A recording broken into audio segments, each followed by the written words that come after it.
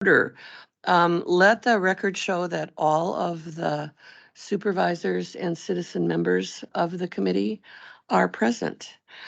I do, however, we have, I think we've all been informally introduced, but since we have a new county board member, I think it would make some sense if we all introduced ourselves briefly to you. I will start and then I'm going to pass it off to my right. We've known each other for quite a while. I'm Diane Morehouse. I'm the chair of the committee.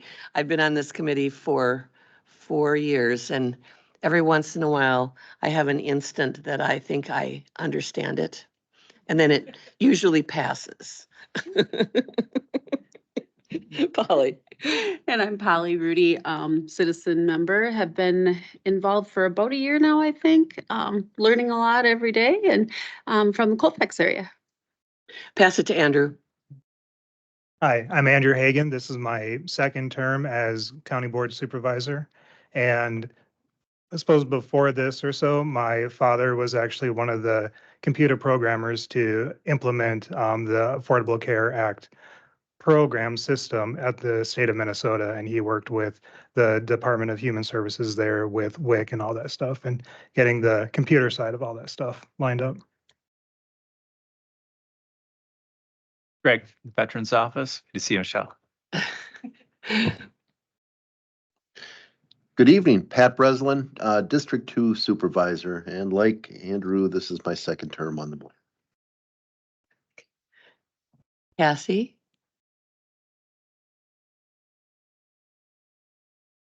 And we're glad to have her back. Always good to see you, Michelle. KTU at the Health Department. Paula Winter, the Department of Human Services. Alex Hall, citizen member and physician, work at Stout now. Gary Steen, County Board Member, District 5. This is my 7th term on the Human Services Committee. Well, Michelle, Bill Lamb, a citizen member, and I've been on the committee about 4 terms, I think.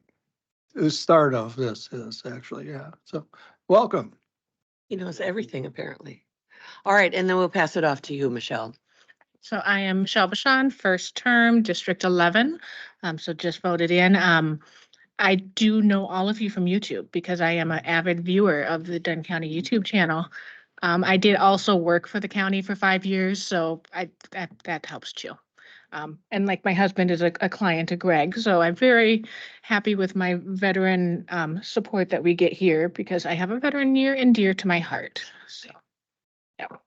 Well, we're glad to have you. We're going to do a little bit of orientation, even though you probably need not a lot, but I think it's good for all of us to sort of remind ourselves of the sort of amazing amount of work that these 3 departments do and do very well. All right, so welcome everybody. We have a set of minutes from our April 11th meeting. Supervisor Steen moves. Dr. Hall seconds. Any amendments, additions, corrections to the minutes? Amendments, corrections? If not, all in favor? Aye. Any opposed? The minutes from April 11th are approved. Do we have any public comment? Nope, nothing. All right, moving on. Our next meeting date is the 27th of June. It's regular meeting date, 4th Thursday. That works for everybody? All right, good. All right, we have a couple of items that I placed on the agenda, actually due to the behest of our chairman of our legislative committee, Supervisor Steen. One was just, and neither of these are action items, and I will pass out some stuff. One is to see if members of this committee have any items that they have been thinking about that they might like to pass off to the Wisconsin Counties Association. The deadline for them to add items to the legislative agenda is June. I don't know, I think it's the 27th, but I don't know that for a fact. So what I'm going to do, just to remind you, I'm going to pass out copies of our last year's legislative agenda that went in the legislative agenda package for the whole county to see if there's anything there that triggers maybe something related to the closure of HHS Prevea, maybe some things that have occurred to us that we've thought about or perhaps not even thought about in the last year that you might like to raise to the attention of the Wisconsin Counties Association. You know, no guarantees that that ever gets in the agenda, but nonetheless. Supervisor Hagan. Thank you. I was just wondering about the dollar amounts that we have here. Are those all still good numbers, or should we look at adjusting those?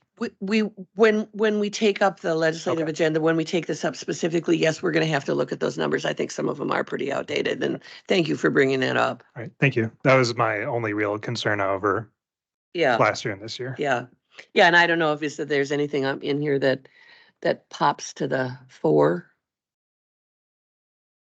Dr. Hall. I think one of the things that some of us had talked about with the loss of HSHS and with providing inpatient mental health services being unprofitable and a money loser in a more rural area of the state. I don't know if we want to think about, again, you know, saying we really need a public mental health hospital on this side of the state. And whether that's a conversation that we need our legislature to start having. You know, it's a necessary service that alleviates trauma on communities. It helps foster health. It alleviates pressure on law enforcement and all sorts of other agencies if you have appropriate inpatient facilities when you need them, and certainly would save us as a county a lot of money paying to transport people to Winnebago.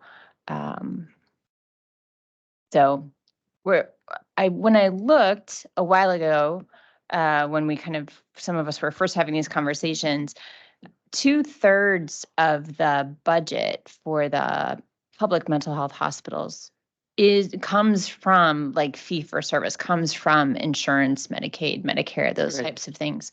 So the financial burden to the state is it's there and it's significant, right? But it does save us money in other places while improving the health of the state and our communities. So it's something that I would like to see us consider recommending. Okay. Other thoughts? Mental health clearly is a pretty significant issue for all of us.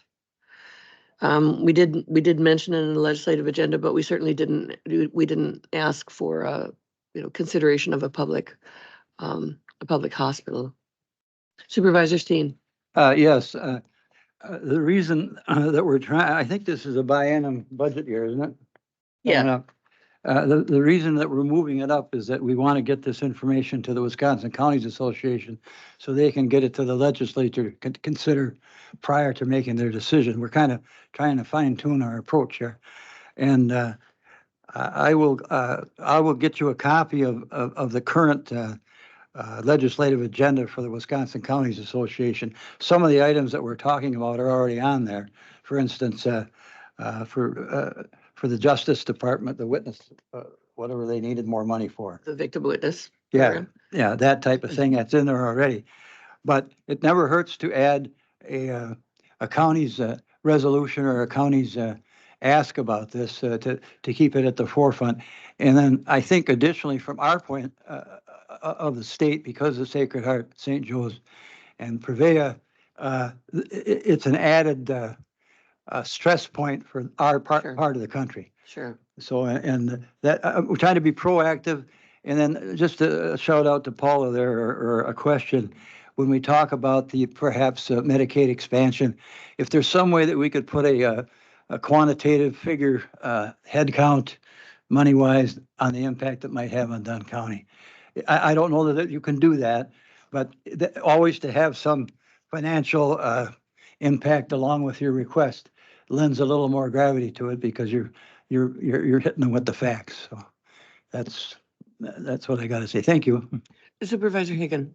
Thank you. In line with both of those statements, and this is outside of our department, but obviously the police department, sheriff's department spends a lot of time and money, as we know, transporting people, and that is a big cost there as well, in addition to just the number of man hours that goes into it. And we know that our sheriff's department is stressed for people and to work in there. So having something like that, I think in those numbers would help to show the need of having something on this side of the state, which I'm all in favor of adding. Yes, Ms. Winter. I was just going to comment that most recently we've had to pay for a private provider to transport because the sheriff's department either had something that they couldn't do it for, or the person was pretty volatile. And so we had to have somebody else transport. And each time it's over $1,000 one way to Mhm. do that, the contract. Yeah. We know Mr. Lamb. Just, I didn't know that. Just who does that? Is that gonna, what kind of a provider does that? Yeah, thank you. Couldn't think of their name. Is that what they're called? Okay. Oh. Well, is it some sense from the committee that you would like us to perhaps pursue something for WCA on inpatient mental health facilities in the region? Yeah? Yeah? Yes. Okay, we can, Paul and I can have a stab at that, and we'll bring it back to you for an action item in June. Okay, the other item that I put on the agenda, and I'm gonna pass around some stuff. Which of course I should have put in the packet, but I did not. Supervisor Steen also asked us in the legislative committee if we, as a committee, would like to consider some sort of action. I don't know exactly what that might be. I was assuming that we were probably talking about some kind of a resolution regarding Medicaid expansion in Wisconsin. So what I've just passed around to you is a 2-page handout that accompanied the governor's budget regarding Medicaid expansion. And then, I mean, this is something that could conceivably go again in our legislative agenda. It could be a resolution. It could be something as reasonably simple as a press release, or something that our communications consultant could do to release to the public.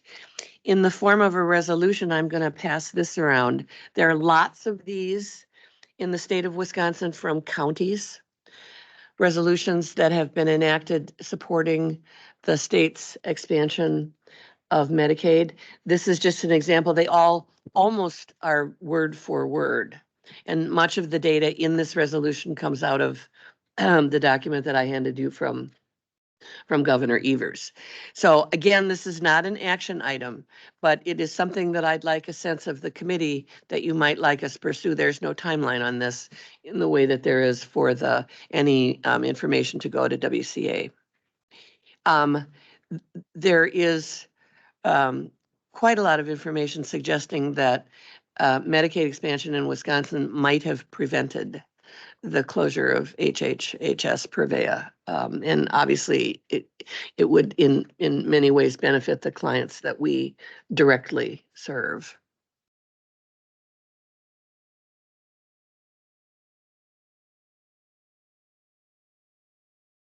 Yes, Dr. Hall. So I have a question in terms of doing a resolution like this. Personally, it's something I would absolutely support, numbers wise, logistics wise. It just makes sense. But what is the impact of doing a resolution? Like, are we just spitting in the wind? I don't, it's just a question. I mean, I certainly maybe it doesn't hurt, but I don't know. And I don't know that it would take a lot of time or effort, but I would be curious to know what the potential impact would Okay, be. Ms. Winter. I just wanted to share that last year when we went down to Human Service Day at the Capitol, one of the things we heard was that the more support the counties can have by sending down resolutions or documents or meeting with them to give data, those kinds of things, the more support they have for something to move forward. And so it's really important to be a voice and to get that down there. I mean, there's no guarantees, of course, but Right. they did say that is powerful when we hear individually from counties. Great, Yeah, we thank just- you. Mr. Lamb. Sorry, I would definitely add to that. They do listen. Sometimes it takes years.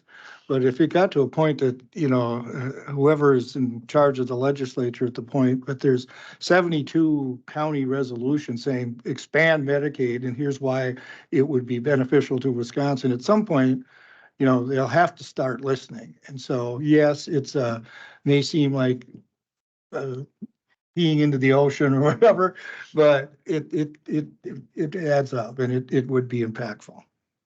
And at the conclusion of the legislative committee, County Manager Corpola reminded us when we were talking about this, and obviously this is in the purview of our committee, it's appropriate for us to bring this forward. The citizens who brought us the Medicare for All referendum, that we put, advisory referendum that we put on the ballot, and it passed 51-49. So this is obviously something that our citizens and residents are concerned about. Supervisor Steen, did you have a? Yes, sorry. to go along with what Mr. Lamb said, that I detect a softening on the legislators' part towards this issue. It's taken years, and from what I'm getting from our lobbyists from the WCA, is that they're starting to look at it. And I'll just give you an example of how long things take, but we've been talking about revenue sharing and revenue limits, all that for how many years? And finally, this year, we got somewhat of the funding formula changed, where they're going to tap into the sales tax. So these are being worked on.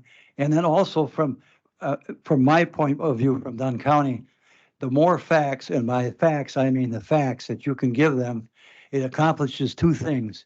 It established a history of you dealing with them straightforwardly, and they can depend on your facts. And now that might not show up this year, next year, or the last, but in the end, if they know they're dealing with people that are serious and present the facts, in the long run, that helps your argument. So. Any other comments?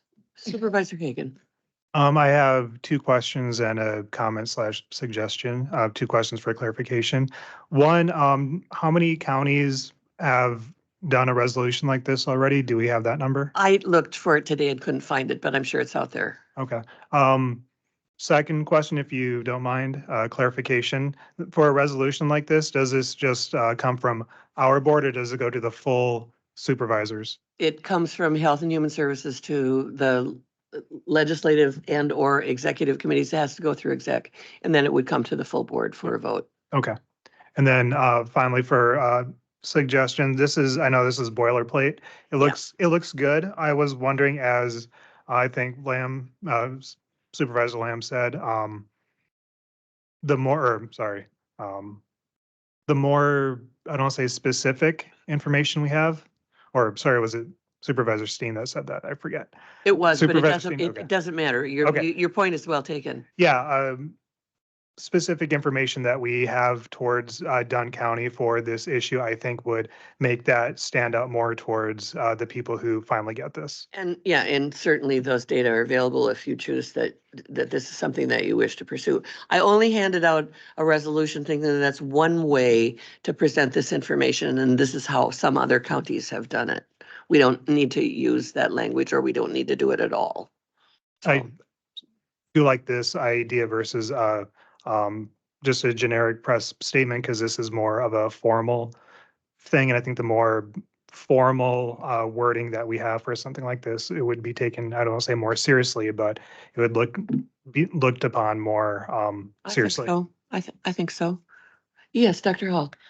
So I also support doing an official resolution, and I think because it's also an opportunity to help educate the whole county board of supervisors as well. So to reinforce everything that folks have already been saying about what this would actually mean for Dunn County. So one of the things that I think we should include is, okay, well, how many people do we have who currently, right, are at 100% federal poverty level? So how many people currently qualify? And then how many additional people in our county would then qualify, right? And then it would be incredible if there was some way to find out, and certainly in terms of clients that we serve in-house,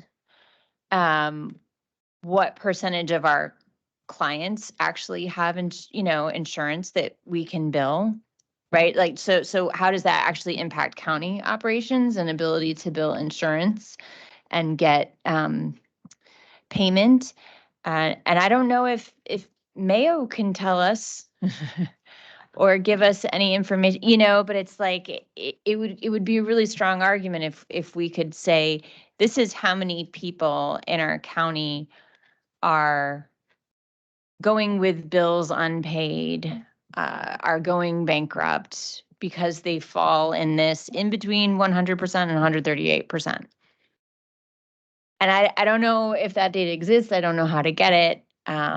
Maybe some of the folks who worked on the county referendum would have some information that might be helpful, because I agree, we have to know specifically what would this actually mean for Dunn County? What are we looking at? What would the impacts be on our community, on our citizens, and on our health service organizations? I did read data that suggested that 56% of the clients of HHHS Preveo were Medicaid recipients. And I'm Right. sure that we can not get all of the data that you've mentioned, but certainly more of it. And I agree that a resolution like this should be very much tailored to the citizens of Dunn County and the operations of the county. Yeah, thank you.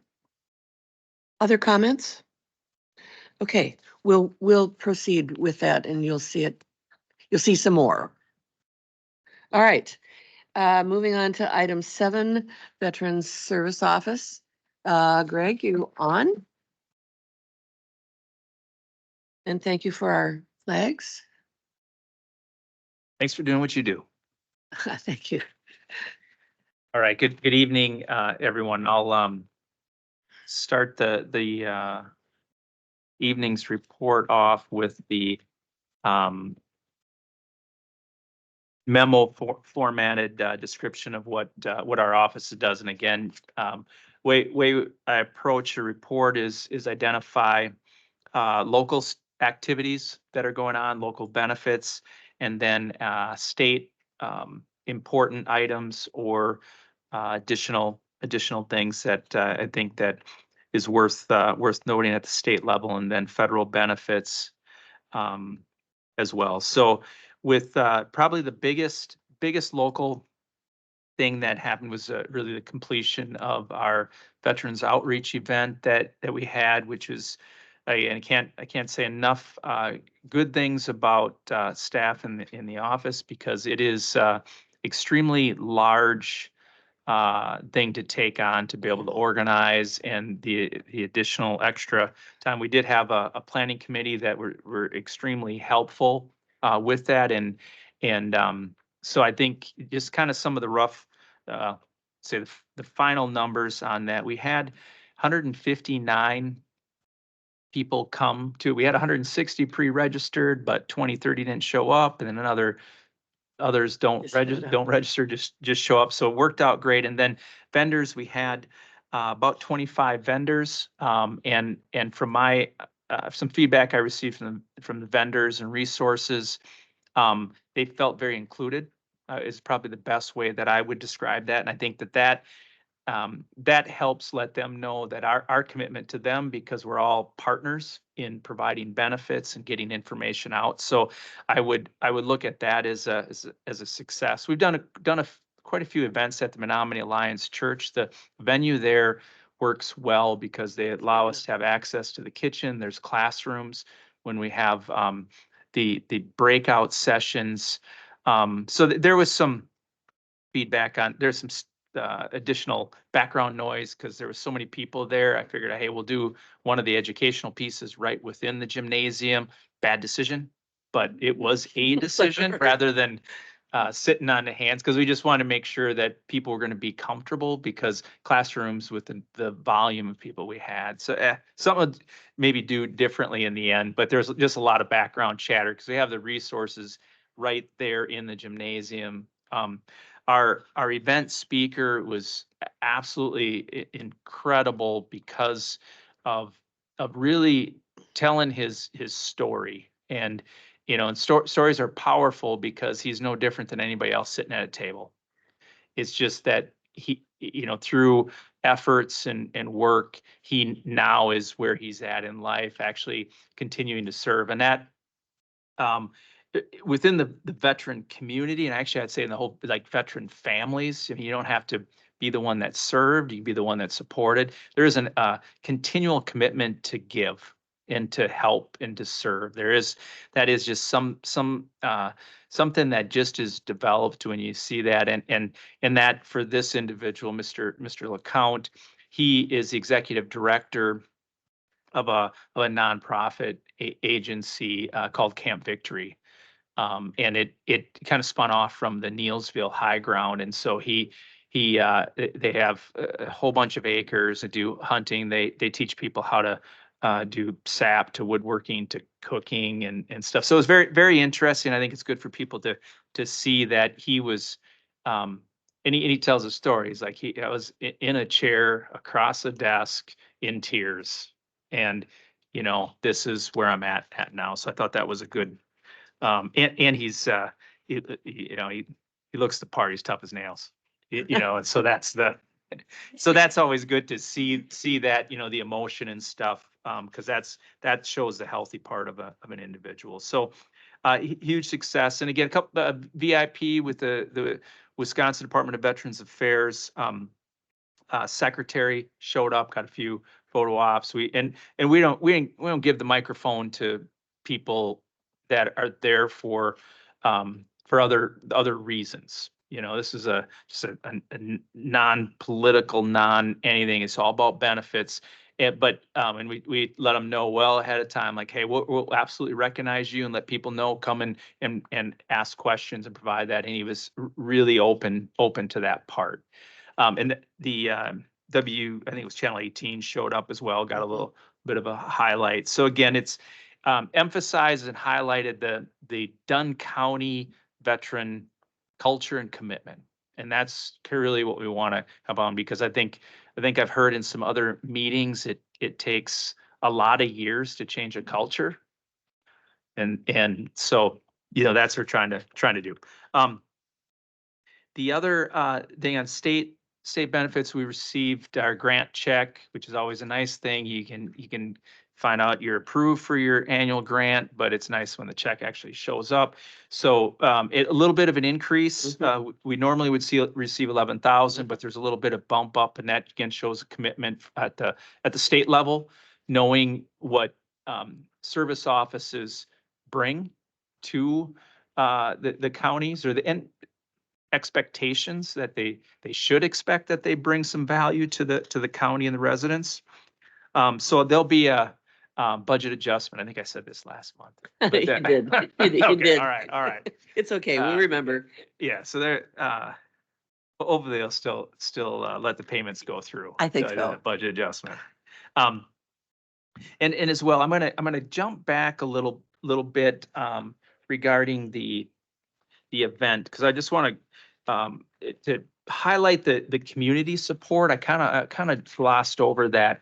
So kind of a separate budget related, but the conference, we received $3,450 in donations from the community, or the VFW 1039 received them because they're a nonprofit. So those organizations that donated, and so that was a really, really nice support. And then there's just endless amounts of gift baskets and donations from all kinds of local businesses that were raffled off with this. But the total cost of the event ended up being $4,780. And so over that, so we really only had to use $1,300 of our grant money to make sure that this, because of the partners in the communities and the donations. So I think that that's also something worth noting, to give some credit back to the community and the businesses that help support it. And we definitely sent out letters to thank them for those generous gifts. Getting into the federal benefits, we had a spring association conference that I'm part of. The leadership is our first vice president, but I did our ethics training. I think I've done that a couple different times in the past, and it gives me the reason that I'm always okay with volunteering to give some of the, do a little bit of teaching or educating, is because there's a lot of new faces, and you have some individuals that have a little bit more experience. That's usually typically how you land yourself being considered to take on some other leadership stuff. But the ethics and code of conduct is an important thing for me in emphasize. And that even kind of going back into military career, there's some positions I had that emphasize that along with that. And so how you conduct yourself, how you present yourself speaks to the organization, speaks to your office specifically, and I'll boil it right down, it speaks to how you were raised, your family. And so having an opportunity to kind of do some expectations management, because I think that is what ethics and code of conduct is. And so when you have the group of new individuals and even some of the longer tenured individuals, you can always learn something about that. And actually getting right back to your association from I think everybody that sits around your table probably has a code of conduct or ethics that they have to follow, but revisiting that and hitting the how do you get fired paragraph, is basically what it comes down to, the what not to do, and giving examples about that. And so to let people know when they come into certain positions that this is how you need to conduct yourself. Everything's on a need to know base. So I enjoy doing that with the newer people coming on board, so that if they want it to stick and they want to conduct themselves and sort of, it's absolutely going to be, they're going to be successful and they're going to be the next one teaching, the coursework. But it lends to the credibility. If you don't follow through in the way that you're presenting yourself out in the community or anywhere, that nobody's going to trust what you're doing for. And so that's so I think that's an important thing, and I take that as an honor to be able to do that. I was invited down to, there was a congressional and a county veteran service officer meeting down at the Toma VA. First thing that I found interesting is the first time I was ever invited down to that quarterly congressional thing that they've been doing for a long time. They must, and we don't get invited to the Minneapolis one, which I got to find out about, because we're like, Dunn County obviously is a flyover area for everybody. Right. But it was very good to see that there's a lot of commitment from the individuals. And Toma's got a few negative hits over the years for some various things, but it's not for the lack of the individuals trying to make sure that they're providing good services and the commitment. Sometimes things are not organizational specific, they're individual specific. And so it was good to be part of that, good to be able to present to them. And I spent just, again, talking about expectations of what the individuals at the VA should expect from a service office. And nobody should ever be afraid to express what others should expect from them. And so that they know that it's an easy phone call to say, I need this help. Can you do this? And so that, I thought that was a good opening, and I expect they'll have me on their list, their email listserv now, that I'm like, hey, what's happened? It's not all on them. I mean, it's on us as well, on us as well. Any questions about that information that I've went over? I'll, look at the next item, we'll talk about our veteran served report. Again, I've already talked about our veteran outreach event. The other impact statement is, you're not supposed to have favorites, but I do. World War II and Korean War vets are my favorite, because that's when, times are tough. Times are tough, and people are strong, and they're good people. But through many years of appeals and stuff, it was very, very, very gratifying to know that this veteran is now in a nursing home, that the VA agreed with us on the damage to his feet and knees, so he now can go to a contract VA nursing home, and they will cover all of his costs. And so the family is working on that right now. And yeah, it used to be little guys sit in some bleachers back when I was a kid, yell and scream. So it's always good to be around some of the family. So it was good to see that. And you're at the end of your life. It's always good to have a couple nice things happen. And of course, in looking at numbers, we've had our reporting our retroactive money that we get, and I think it's going to take us a few years, I think, before we're going to really know what our baseline is, kind of with those expectations. We've had some, I think last year over $1 million. The previous year was a little bit less than that, and so I think it's to be able to have that historical data and really kind of know what the baseline is to be able to calculate that. So I think we're pretty consistent. I think there's going to be some more large amounts that will hit based upon the large number of appeals that are in the pipeline and how long they're taking. So as soon as we get our opportunity and they award those, we'll probably consistently see that $800,000 to $1 million is what I expect. Any questions about that with the impact statements and served? And I think we've shown historically through, pretty consistent with the number of pieces of medical equipment that go out as well. If there's no questions, I'll jump into the budget. Can I ask a couple? Yeah. Oh, yeah. I'm sorry. Supervisor Hagan. Thank you. No, that's fine. For the resource fair, it says below that you had historically 70 to 80 and you had 159 this time. Do you chalk that up to a better outreach, or does this show that there's more of a need for these services in the county, or is it a combination 60-40 of something like that? Easy answer is combination, but I don't think it was a combination. I think that there was better outreach. The planning committee that we had connected in the community. Some retired professionals did a good job in pushing information out and posting it. And also within our office, we had postcards that every time somebody come in, we put the postcard in, QR code to pre-register. I think that was very helpful. So I think that there was improvements in the marketing. So that's what I would really, but the easy answer would be a combination of everything. But I think getting the right people involved that are well-known in the community, that, again, there's credibility to that. And if they're saying, hey, why don't you attend this, that helps. Does that answer that? Yeah, that's perfect. Thank you. Did you have another question, Supervisor Hagan? You said you had two.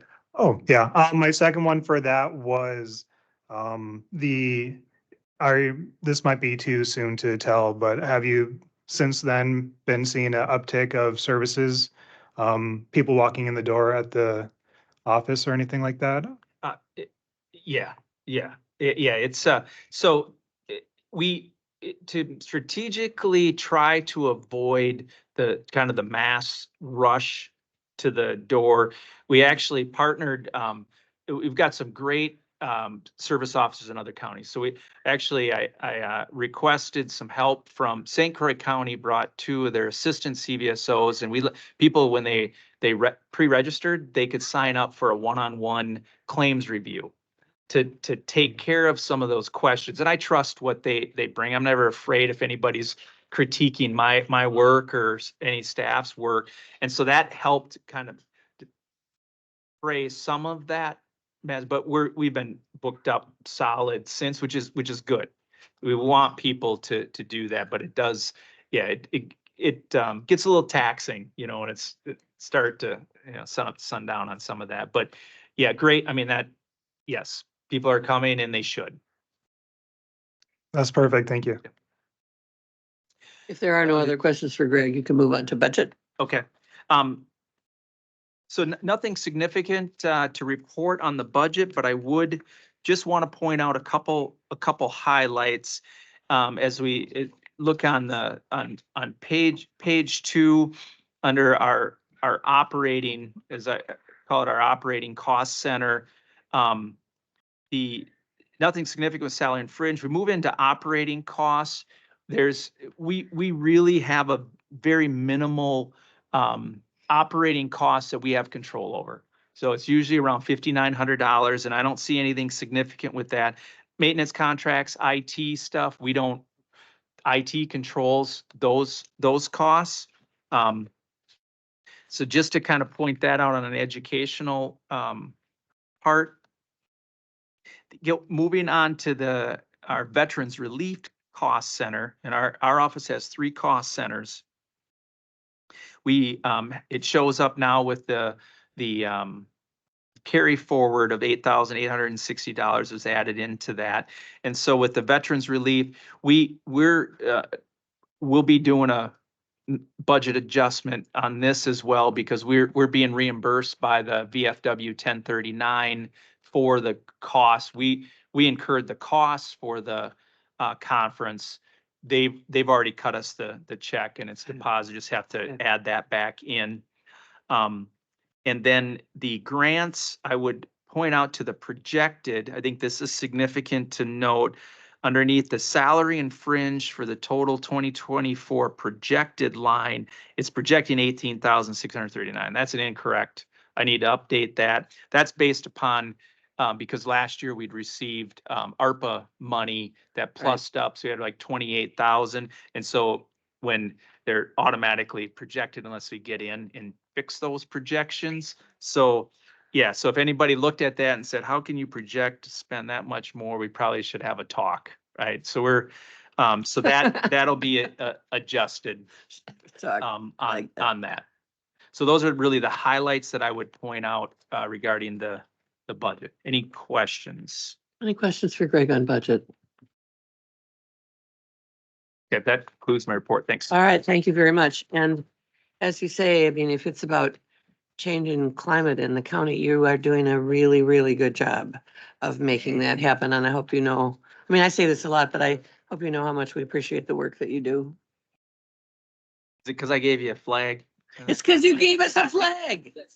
All gifts, coffee and food. Gifts, Yeah, food, yeah, flags, yeah. yeah, absolutely. Thanks. Thanks very much.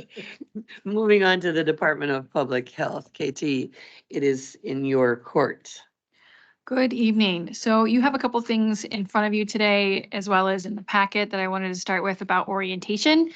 So the papers that you have in front of you, the first is from WALDAB, but that's the Wisconsin Association of Local Health Departments and Boards. That is your association as well as mine. So it has some overview on the duties and responsibilities of a Board of Health. You guys do function as our Board of Health. I remember when I did my new health officer orientation, a lot of kind of getting to know each other, having a room. I think if we had like 10 new health officers in the room. How are your organizational oversight boards conformed? And so I was the only Health and Human Services board with separate departments. And so we're really unique that way. So it is what the county wants to do. That is what how we're oriented, but you still adhere to that Board of Health oversight review of both policies and budget and some of the other things that are in here as well. So I would really encourage you to read that one-sheeter, 2 pages, 1 page. So to get a better sense of kind of the nitty gritty and consider WALDAB. You guys, they're always looking for board members if you guys want to participate at the statewide level. Second thing you have is more local. So it is what is mandated and non-mandated and kind of a breakdown of funding for here in Dunn County. This is old. I apologize. I know that I've seen it someplace. However, I could not find it outside of a presentation that I gave to the board not so long ago, obviously in 2021. Again, so mandated services, that's in state statute, and you can see those references there. We have maternal child health. We're required to provide basic maternal child health programming. We're required to follow up on communicable diseases, everything from pertussis to COVID to chlamydia. And then we are required to do some injury and chronic disease prevention. So we satisfy that, like you see here, with some of our helmets and child car seat installations, as well as our harm reduction programs.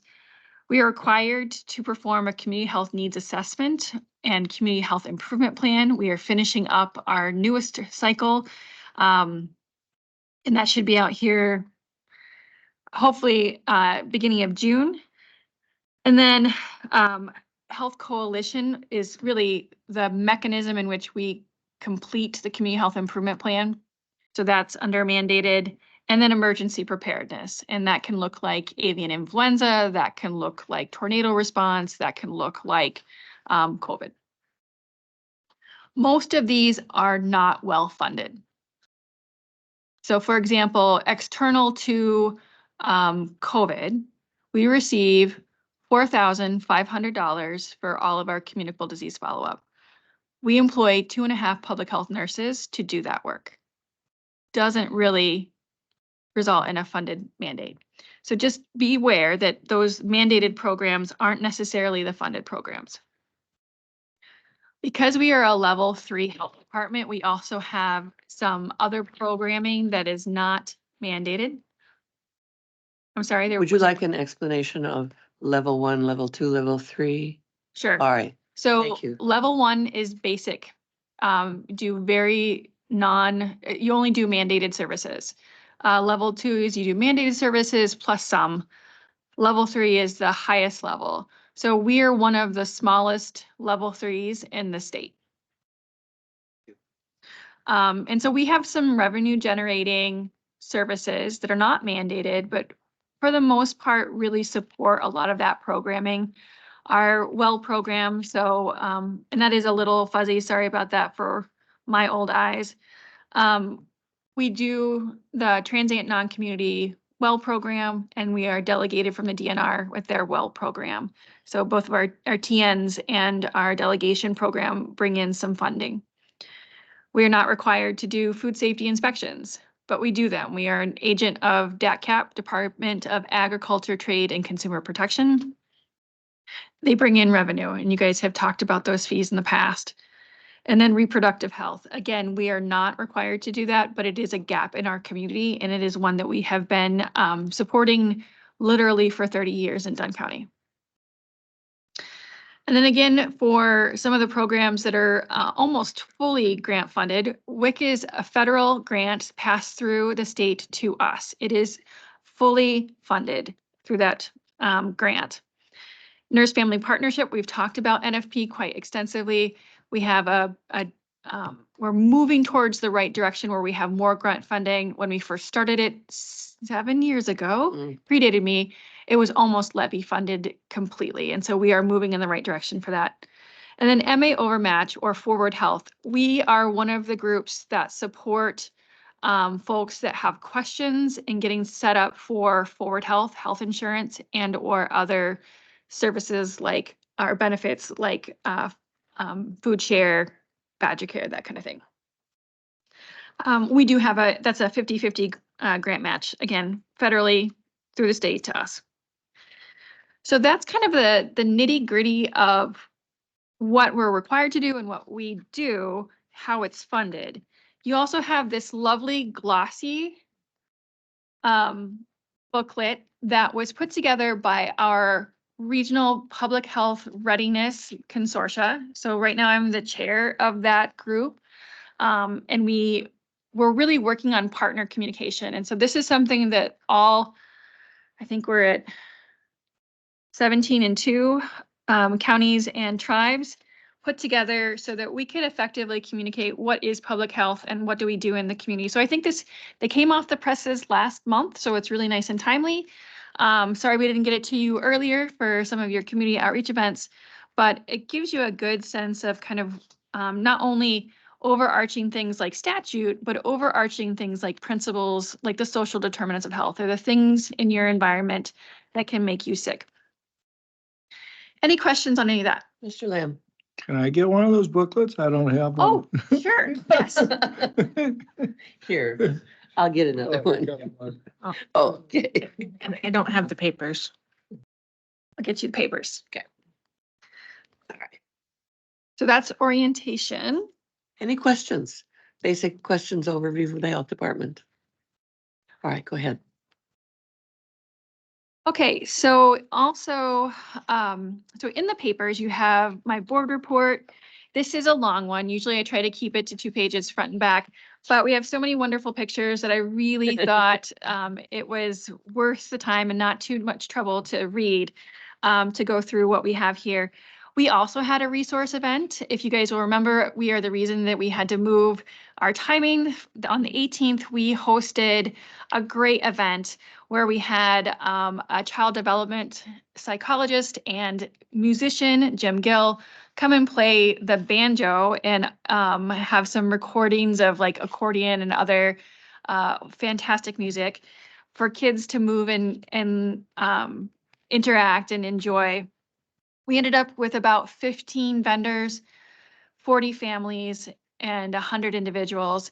Wow. Those were the folks that signed in. And so you could, of course, come through and not sign in, but the ones that did sign in, we were happy to have them. So it was really well attended, and we had community partners, everything from stepping stones to options for women to WIC to DNR, wildlife management folks. So lots of a variety of resources for folks to learn more, be connected to care and folks in the community. Great event.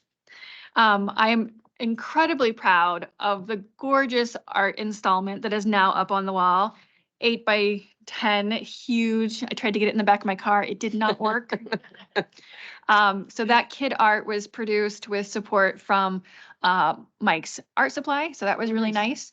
And then if you guys have ever had a toddler, sometimes 6 o'clock is a little late and they need dinner. So we had some snacks provided free of charge from Quick Trip as well. So things to shout out. Also in here, you see that we have a lot that went on in the last month. There's some things that you may want to get to the electronic version and click that link. So things from the county health rankings, where Dunn County lands in their continuum. We use that data in our community health assessment often, and it just kind of gives you a sense of the health of our community. We are fairly healthy if you look at that gradient, but there are obviously areas of improvement. Can I just ask a clarifying question about that? So when I saw that, I was like, that is not what you would typically expect for a rural and not financially flush area. And then I thought to myself, oh, well, we've got 7,000 20-year-olds. So my question is, how much of us looking very healthy is because Sure. we have this huge population of really healthy people because they're young? And I would share that there are a variety of metrics and they tend to sort and shift. And so you can really see how that breakdown is. So if you are in the top quartile like we are this year, you may not be the next year because they are supporting a different metric. I remember when income inequality came out, that really impacted areas like ours where we have incredible wealth and incredible poverty. And so that might take you down a little bit. So it's not just the health outcomes of young individuals, but it is also kind of a global or a whole person picture, whole community picture of health. there are things that we can do better. You know, our attitudes towards alcohol. If you look at how many of our motor vehicle fatalities involve alcohol, we're so much worse than state and national averages. So, I mean, there are definitely things in there that I pull out. Access to care. We have a really small numbers of active practitioners for mental health. We've talked about that, but also general practitioners and dentists. We have a very small amount of practicing dentists for our community. That makes things difficult. So they take in all of these different metrics and they kind of reassort them. You can dig in, there's lots of fun data and see kind of where we are in all of those things. Thank you. And then I wanted to point out that yes, the feedback from our students from reproductive health classes on consent, healthy relationships are incredibly tiny. So please look at that online, blow it up to 160%. It's a lot easier to read. But I thought it was really important for you guys to see when we do those classes. So again, we're in 3 of the 4 high schools and we provide classes on, like I said, healthy relationships, consent, STI prevention, pregnancy prevention, as we're invited. And then we ask the students what they took away, what they thought was helpful. And so we got a variety of information. And it's always good to see it where they feel like they could get more information or where they felt like they had enough. So thinking about how satisfied they were, it's mostly red. Very satisfied, super excited to see that. But then also information about things like healthy relationships, talking about abstinence, and then knowing how to ask for your rights in a healthy relationship. So good feedback there. And then I think I'll let you guys read the rest of it, but a lot of outreach, a lot of training, and a lot of feedback for the community members on kind of how our department is operating in the community as well. Any Yes, questions? done. Any questions for KT? Okay. All right. So next one is our, let's see, and our annual report made it onto this too. So annual report, so 8AB. So the health department presents to the whole county board next month. And so what you have in front of you is the same format as last year, new data. So you can see in that, I hope you didn't print it off. It's like 70 pages. Okay, not really. I think it's like 14. It's 12. Okay. I did. Again, another snapshot of what the health I need a department. snack. Yeah, so Maybe they had a snack. Maybe they had a snack. if you're hearing the play group next door, it's wonderful. I know, I love it. It is wonderful. So again, I will hand out this whole report so people can read it or not as they care to. And then we've been charged with really highlighting one program from the health department to support folks knowing more about doing a deeper dive about the health department. So I do apologize, Dr. Hall, you did ask for no green on green. It was already written when you made that suggestion. So next year we'll get a new format together. It does have better contrast than previous years, so it is better. Katie, can I ask a really dumb question? I'm just looking at the first page, the executive summary. Then the numbers in parens are previous year. I just wanted to clarify that. They are. And so that follows through. We want to give you a sense of how we were previous year and how we are this year.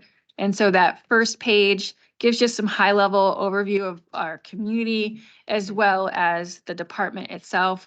And then we always include the top 5 ranked causes of death. So I'm very happy to see that COVID and pneumonia is no longer in that top 5 as it was for a couple years. But we are seeing some things kind of pop up that I'd rather not see around accidents, around strokes and other preventable chronic disease. Any questions on the annual report? So I'm just dying with curiosity. I saw that the accidents too. What are the predominant lethal accidents that we are seeing? So things like motor vehicle accidents, things like farm accidents, falls, lightning strikes, some really weird ones. Okay. And do drug overdoses end up in accidents in this particular definition? I don't believe so, but I'll have to double check and get back to you. Okay, thanks. I mean, it is green, but I think it was very well done. Our branding colors are green. I know. You're gonna see a lot of green. Good. KT, can I ask a question? Sure. Go ahead, Supervisor Hagan. Thank you. I think this question is probably gonna come up at some point, if not with people that I meet for my community events. Just to process, I know for the health department covers the entire county, covers everyone in the county. So putting a specific number on how many people the health department affects is not, I don't want to say not realistic because it's everybody, but for specific programs or whatnot, and just kind of ballpark going through all of them and even the community outreach events that you do as well and the people that show up for that. Potentially, as a suggestion, maybe try to find some number like that. Granted, the entire county, yes, but I can foresee some questions later on about like for like WIC, how many people participate in that program, and then Sure, add it's that in on here. to Yeah. as a whole number of the entire all of these programs added together. Okay, you want a total calculation. Sorry, yes, a Okay, total, all right. You don't want participation from WIC, participation in reproductive health. yes, everything together as because that I would assume be Gotcha. the outreach that, or the number of people that the health department specifically affects. So cumulative impact, I guess, is what you're after. Yes. And then just for some, Correct me if I'm not No, correct. you are more succinct in formulating what I'm asking than I am. I didn't mean to interrupt. I just wanted to make No, that's sure that we perfect. Yes. understood. and then can you give me some guidance on what you'd like to see with things like our licensed facilities? So the number of licensed facilities are, that's easily quantifiable, but what's not quantifiable for us is how many folks ate in those restaurants, drank at those restaurants, yeah. and then are thereby impacted. I would say that would count as like the entire county, but if you Yeah. have like the individual establishments as a cumulative number, I think that's fine enough. Sure. You don't have to do like fire safety code numbers of how much each, it's way too much, but just as much a data number collection. to put out there of how many these programs touch the lives of the people that participate in them. Sure. And so some of those are quantified, like Supervisor they're here. Morehouse. So we see, as an example, about 600 families, individuals and their families out of WIC every month. How many of those are unduplicated? That's the harder question, but I can dig deeper. We do those numbers for reproductive health and for community health. I think where I always say you guys are, anybody who lives within Dunn County is serviced by the health department is because you do eat in restaurants that we inspect. We do make sure that rural bars have clean drinking water. So, I kind of extend to that, but you're asking for clients. Correct, yes. Okay. Anything else about the health department, Health Done Right, the different divisions represented in either in the annual report? Any questions? Yes, Ms. Supervisor Bashan. What is a tourist rooming house? Yeah, isn't that a great term? When I moved here from Colorado, I had no idea. So a tourist rooming house is a licensed lodging facility that's not quite an Airbnb, but it's a little bit more than that. And so we see them annually, and we follow up, and you'll see that our revenue for tourist rooming houses did go up because we're on the internet. And if you were on Airbnb or VRBO, we sent you a nice little letter saying, hey, did you know you needed a license? And we need to make sure that you have a fire extinguisher and you have safe water and all those good things. But that's, I think, the easiest way to think about them is something like an Airbnb or that kind of lodging. Any other questions? All right, go ahead, Katie. Awesome.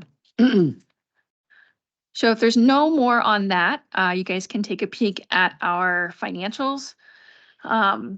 Again, we are showing to the good about 20 grand. I think that some of the things that are of concern to me right here is that we are seeing that salary and fringe.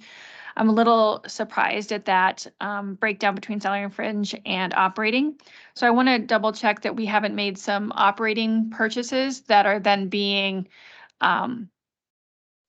projected out, showing significant about 15,000 more than what we have budgeted. So that's lifted up to me. And then also with our salary and fringe, making sure that everything that should be in the ERP project, including part of my salary, part of our nurse manager's salary, is accurately reflected in that amount. So those are the two things that I'm watching very specifically. Questions about budget to date? Supervisor Steen. Yeah, KT, your year-to-date 2024 actual, if you get down there, it's showing 245,733, and the projected is at 19,985. What does that mean to me? Right. So when we project out, looking at averages, it'll come closer to that 19. Okay. But That's right, yeah. right now, Yeah. What we're showing as an actual is 245. I Right, don't think because that's the right. hasn't caught up yet. Yeah. Right. Thank you very much. Any other questions on budget? All right, thank you. Thank you very much. Moving on to Human Services, Ms. Winter, you are on. Thank you very much and good evening. First of all, I want to share, Katie mentioned the Birth to Three play group next door. That activity does happen on the Thursday night that we normally meet. And so you will be hearing squealing. And because we can't shut our door because it's an open meeting, you can hear squealing. But I want you to know that when I checked on them a little bit earlier, when there was squealing, there was a young one that was running around with a large bucket over his head. And I can only imagine what that would feel like after a tough day at work, how it would feel to run around with a bucket in my head, and I would yell and squeal too. So just think about that and know that they're having a good time. And there's a lot of things that go on when you think kids are playing. There's so many more things that are happening in the social skills and the PT and all of the things that are occurring in that setting. And so that has been a delight, that play group, and we have had so many more people participate than we could ever imagine. So we're just really appreciative of We that. liked the squealing. The squealing. Happy squealing. Happy squealing. Oh, thanks for your patience with that, but it will be ongoing. All right, so I just have a couple updates for you. Speaking of Birth to Three, a couple months ago, this committee approved moving forward a request to the county board to fill a physical therapist and an occupational therapist position. That was approved by county board. We did post that. We filled the occupational therapist position. The physical therapy position was offered to one individual that applied, and they rejected the offer.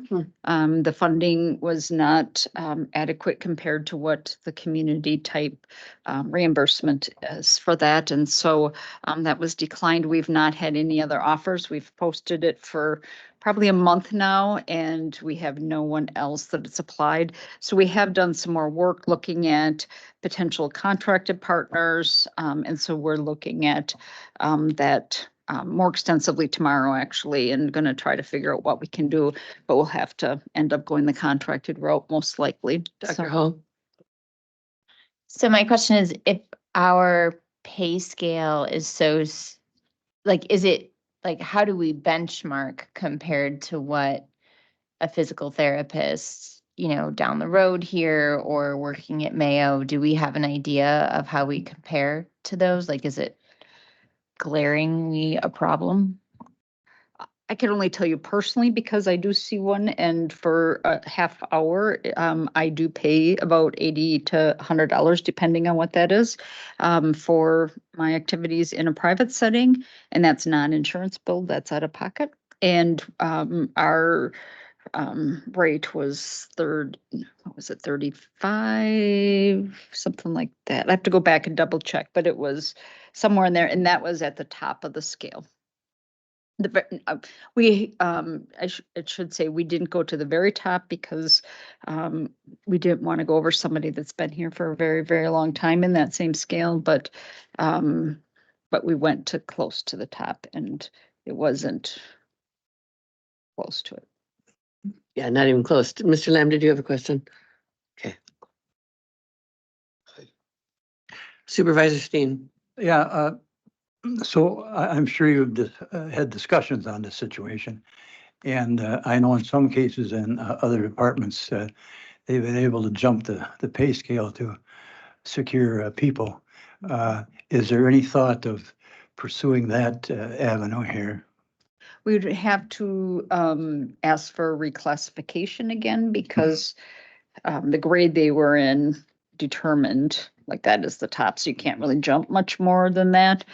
So would have to look at that, and that might impact other ones as well. So I'm not sure, I haven't approached human resources with that yet. I do know that the contracts that we have found, like CISA's $99 an hour, and other ones are higher than that. We did find one newer one that's 80 something.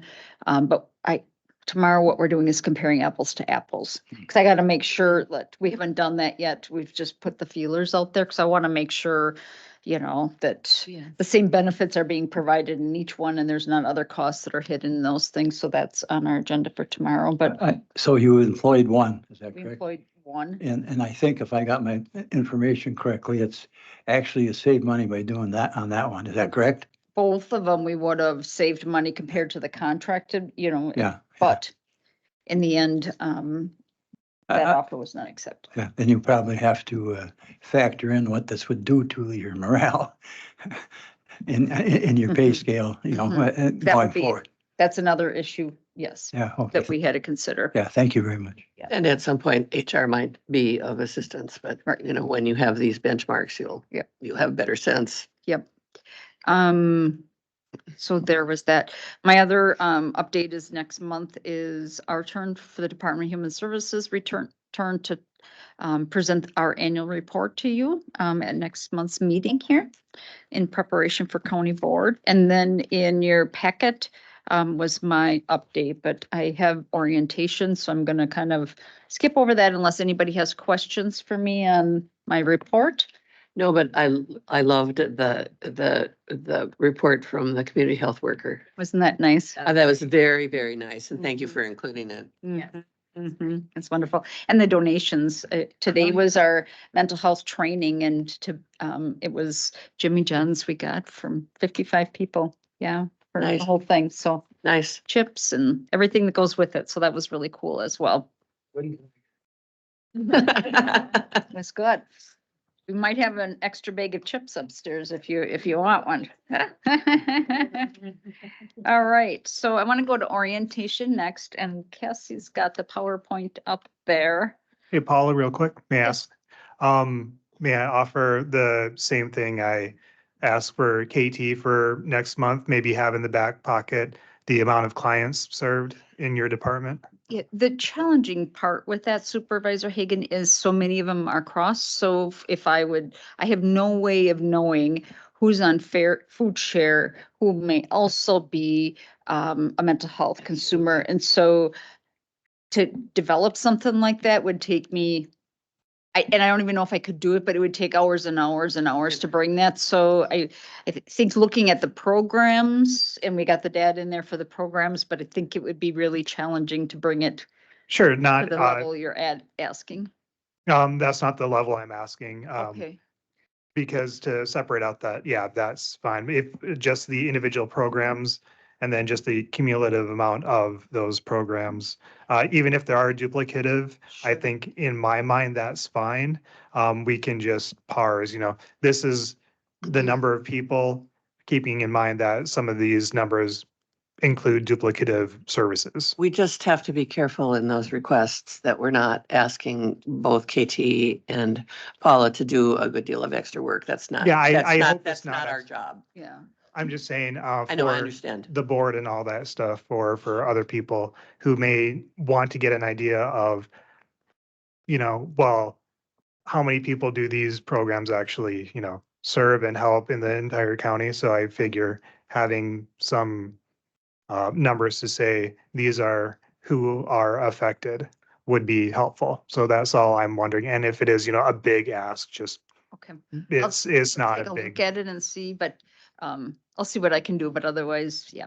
Okay, yeah, it's not a big Thank you. deal. Just throwing out there. okay, thank you.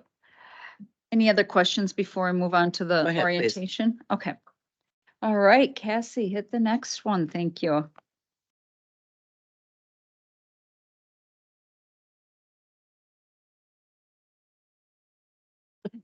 The picture of KT. She's lovely. And Cassie's initials. Yeah. I think you just hit enter and does it go to the next? No, maybe not. You should scroll down. There should be slideshow. Tried that. What happened to the volume?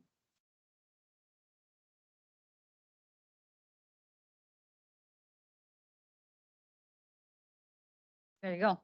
All right, this is really tiny, but I know it's in your packets. I included it there too, but I wanted you to know why our board here, as KT mentioned, there's certain things with each department that is separate, but because we're together, joined, it kind of makes it unique in our board. And so in the human services statutes, we have clearly a responsibility to have citizen board members that are not county board supervisors, and there are a representation of the different categories or consumers that we serve within the Department of Human Services.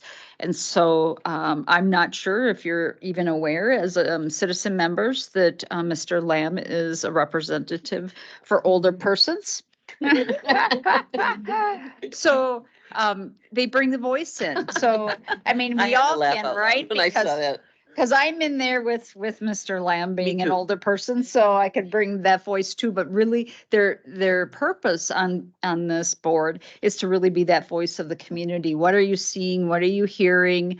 What are we missing in some of our decision making and serving individuals?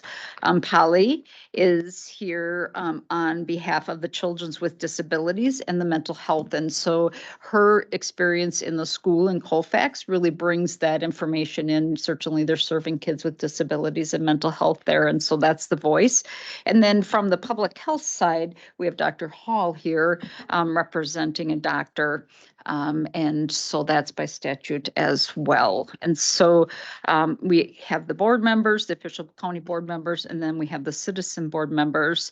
And the citizen board members' appointment is for 3 years, and then they can be reappointed again for another term and another term like you've seen here before. Also, per statute, there's things like you can't be a private provider. So if we had a consumer member or a person here that owned, let's say, a group home and KT's group was working with them and they couldn't because of the conflict of interest, they wouldn't be able to be a board member, or they would have to recluse themselves if they were county board supervisor for certain actions.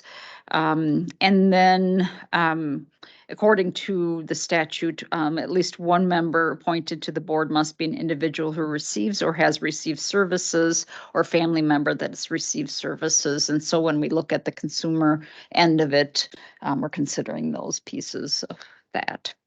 We can go to the next one, please.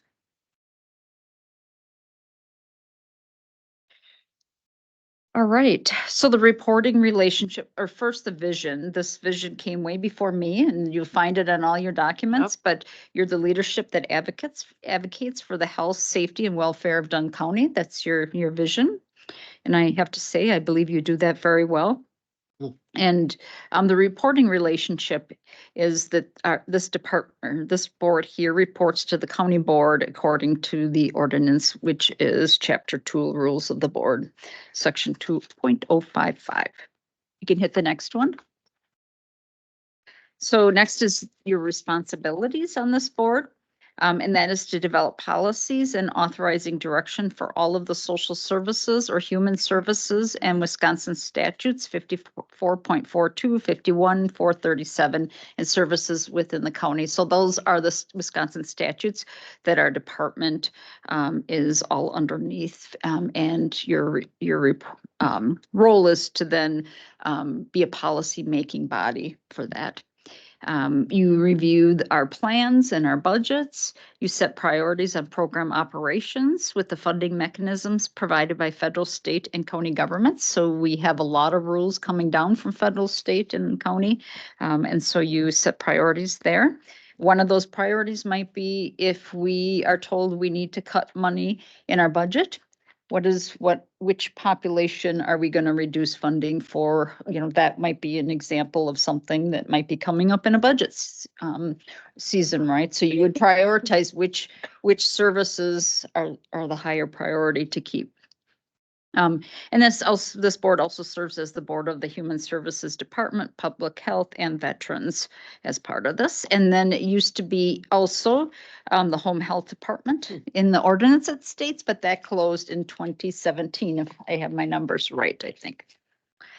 So let's go to programs and services. The department has behavioral health services and what is encompassed. I'll go into that in a little more detail, but behavioral health encompasses mental health, substance abuse, children with disabilities, birth to 3, those types of programs. We have family and children's unit, which is the child protection, youth justice programs, economic support, which is like food share, badger care, those programs, and then our aging and disability, which there's a whole array of services there underneath those programs. So you can go to the next. When we look at behavioral health services in specific, we have a clinic. Not all counties have a clinic. And I'm very proud of the clinic that going back into my world for a minute. Pepin County does not have a clinic. Dunn County has a clinic. And the opportunities that we have because of the clinic, we work in tandem with the other services, including like the family and children's unit, behavioral health units, and with the clinic, we are able to help people remain safely in their home. We're able to give injections when needed, diagnoses and med management, those kinds of things to keep people in the community. I truly believe that if we didn't have that, we would have a lot more of our community members in institutions or different placements because, we're not able to monitor them to the degree we are with the clinic.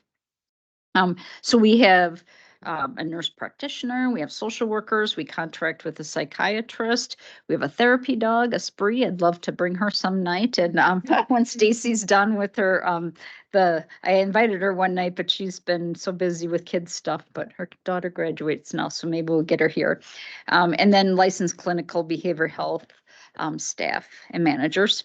We have the community support program, and that program is for people with really significant mental health issues. And so it's a lot more hands-on. It's monitoring them.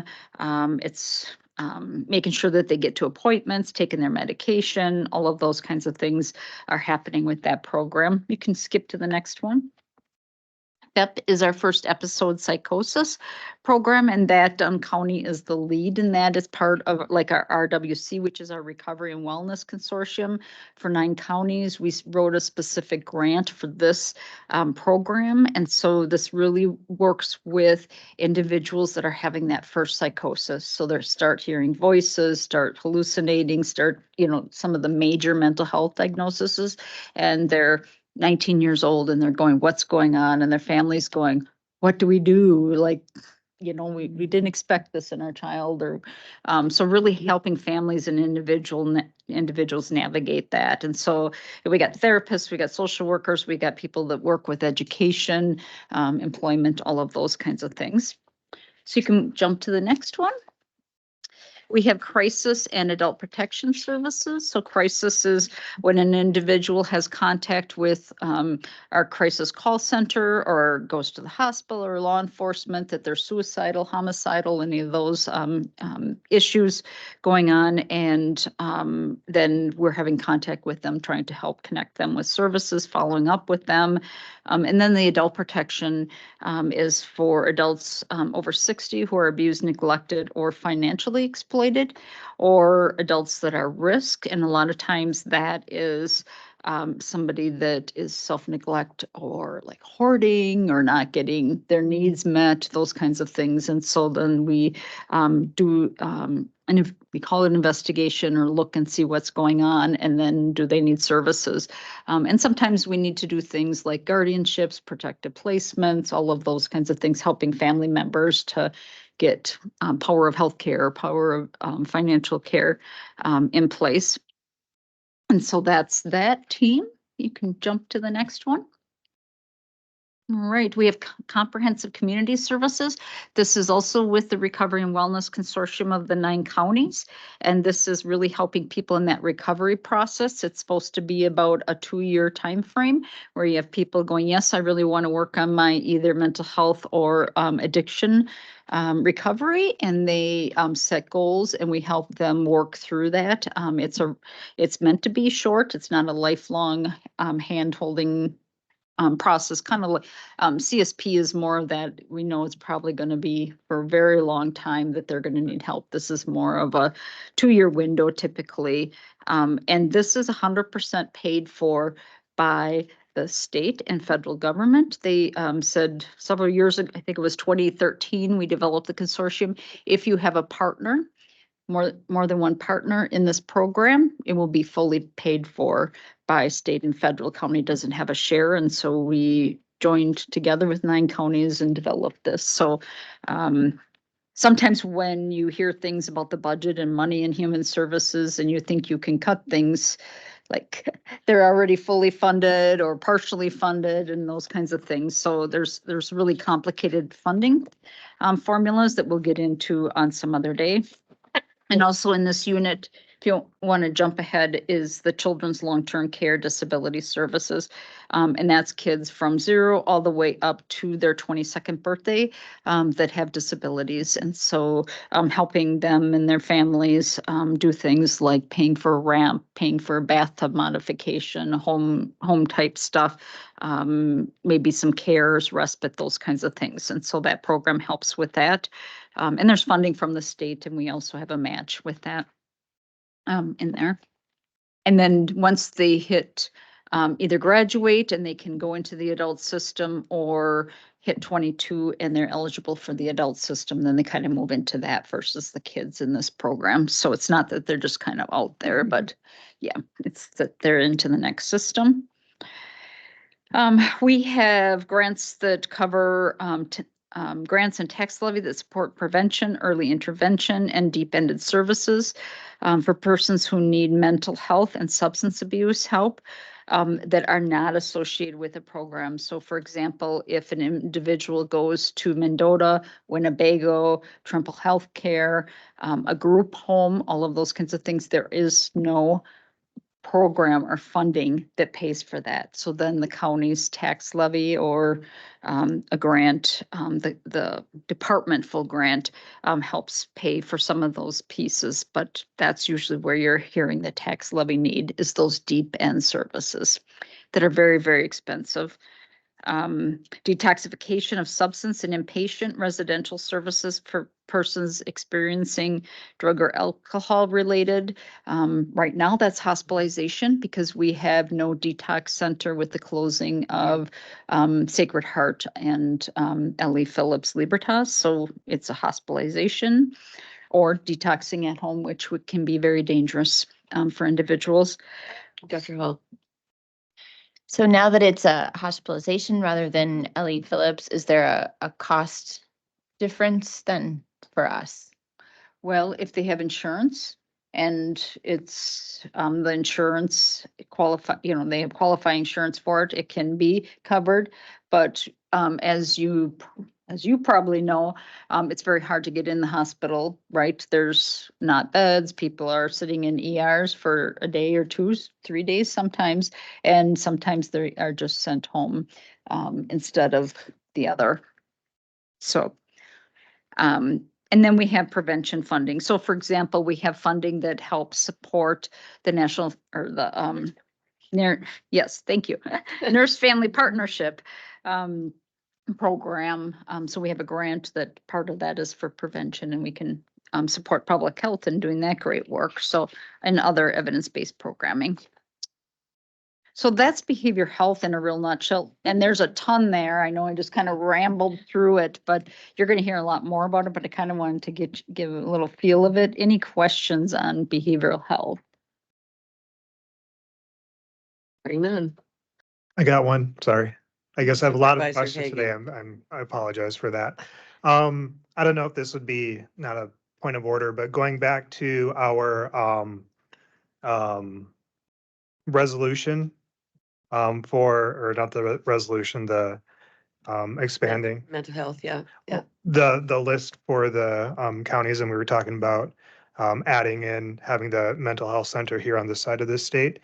Would adding a detox center to this side of the state in addition to that, or as like one building, be a part of that discussion? Certainly should be.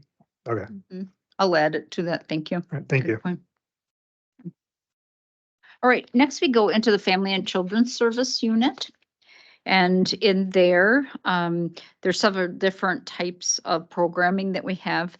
Certainly, we receive and we're mandated to receive all of the reports of child abuse and neglect. Our department receives them.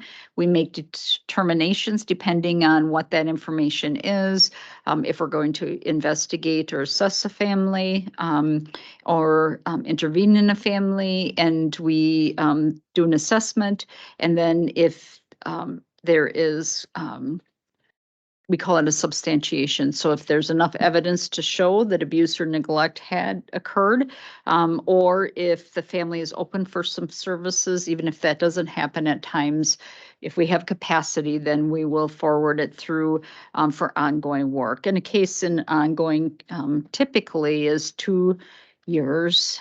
It can be a little bit less than that. It can be for 5 years. We try not to have it there, but there's times when we will go all the way through a process with a case.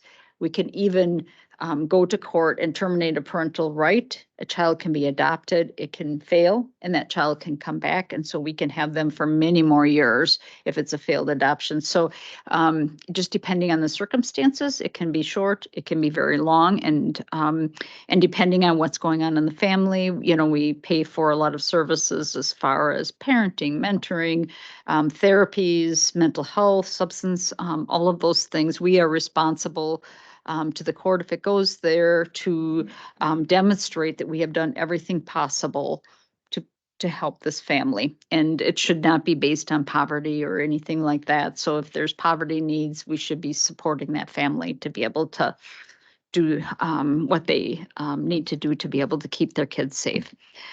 So lots of work is done there on proving efforts that we're doing to try to keep kids safe, families, and keeping families together. That's our goal, but we need them to do it safely. So we have placements all the way from foster care, which or I should say natural family placements, to foster care, to treatment foster care, which there's a whole added administrative expense that's added onto treatment foster care that actually makes it can be $2,000, $3,000, $4,000 a month with treatment foster care, where regular foster care could be under $1,000 a month. So it really adds up. So just to clarify, we also as a county pay for the foster home placements as well, right? So not Yes. just certification and licensure, but we also pay Yep. for those. Yep. Thank you. That's so. Yeah, so we, with that foster care license, there's also a lot of work that goes with that. For example, we just had some resignations and time in our unit where we were not able to support the foster care placements very well because of low staff and time.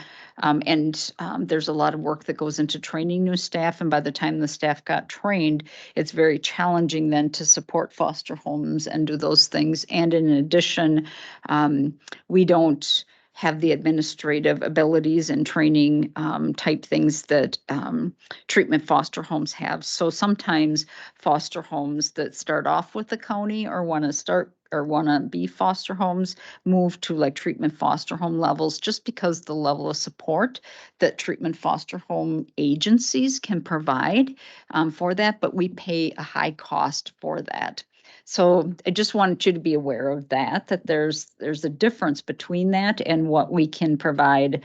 But if we wanted to dedicate more time and money to that program to add like administrative type services like treatment foster care we could, but it's not in our budget. So we would have to add more staff to be able to do that.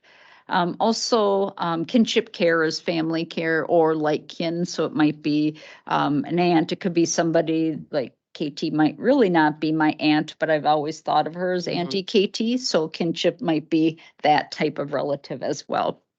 You would be a good aunt. Yeah. All right. So, and then we have a lot of prevention efforts as well in there. If you want to flip to the next one, we have family treatment court, which is a court setting that meets with individuals that have alcohol or drug issues in the family and child protection services as well. And so the Criminal Justice Collaboration Council works closely with us on that program and the courts to be able to help families move forward. And we have found great results in that. The times that families or that children are in care has been reduced and even prevented. So we're very pleased with that. And we'll do some presentations on what that all is involved in that in the near future. And I think I skipped the youth justice. So we do have youth justice as well in this unit, and that is for youth that are 10 to 17 years old that either have been truant from school or run away or have committed what would be in an adult court a crime. So because they're under 17, 17 becomes an adult and the crimes that align with that. So those types of cases or the criminal charges, then our department works with them. And we, everything from determining the risks for future crimes, the safety of the community, and in addition is their mental health, substance abuse, going on, or family dynamics, what all that is. So we work with those youth as well.